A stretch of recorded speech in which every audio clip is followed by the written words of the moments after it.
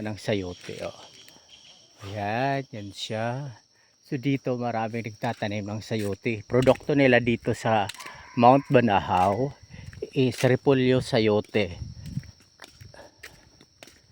Tapos marami pang iba. Kasi malamig dito sa okay yung repolyo. Kasi malamig nga dito.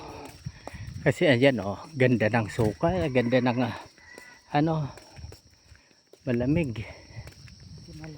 So punta kayo dito, guys. Ang ganda, mapuno talaga.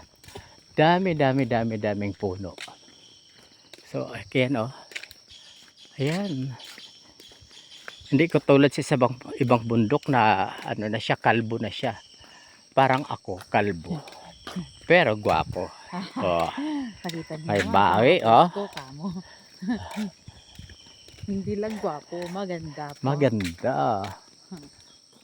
Sayang ito, guys, oh. Punta na kayo dito, bilhin nyo na yan. Mura lang. Ito mga bato. Diyan, pupuntahin natin yan. Oh. Si Tani. Eh, no? Ganda, no? Stone house. Tapos pagdating sa taas, ano, yun na lang, nabulok na.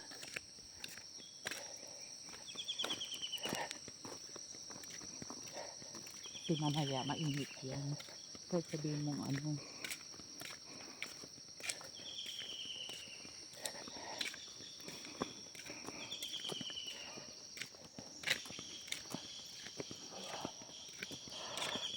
Hi! Nakakaantok. Diyan, mag-hiking na sila ngayon dyan. Mount Banahaw, San Cristobal Protected Landscape. Ayan daw. Ang pagmimina o pagtibag ng mga bato, buhangin at iba pang yaman lupa sa nalulooban. Nako, bawal si Tani dito. Ayan. Pag magdala ng bato.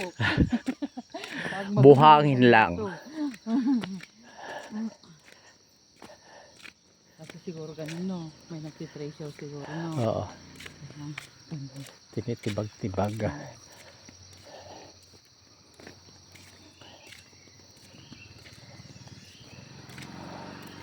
Buti maganda yung daan din. Ha? Sige lang po. Sige lang po. Malayo pa kayo. Pakala. Para ma-experience namin. Salamat. Ayun. May magal. Malamang pagpaahon, yayakapin ko siya. Anong mangyayari? Di nasasukal kami. Kakakawawa naman ako magtatakip niyan. Tatakip. Laway na lang ako. Tululaway ka lang.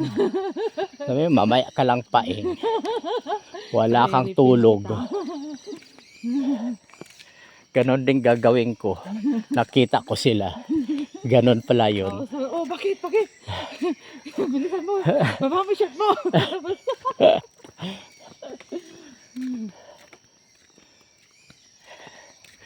So ayan, guys. Ito naman uli.